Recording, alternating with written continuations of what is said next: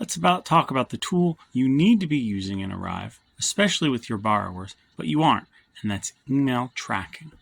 Now, every user inside of ARIVE, despite role, has access to some version of email tracking.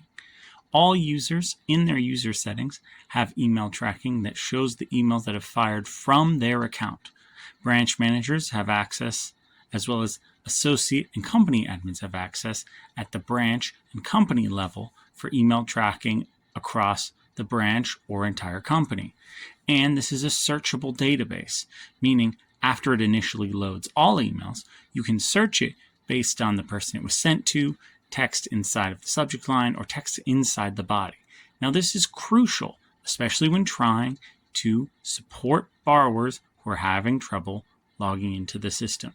This is a great way to find password reset links, multi-factor authentication reset links, and initial invite links, as well as tracking down other emails that might have gone out confirming orders or other related pieces like that.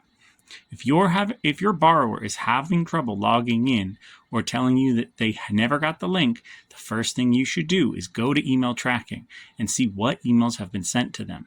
This is also the only place and only way you'll know if your email successfully sent. Up on the right side of the email, it's going to let you know if that email successfully sent or failed. There's no notification if your email fails to send. You'll only know if you look here in this log.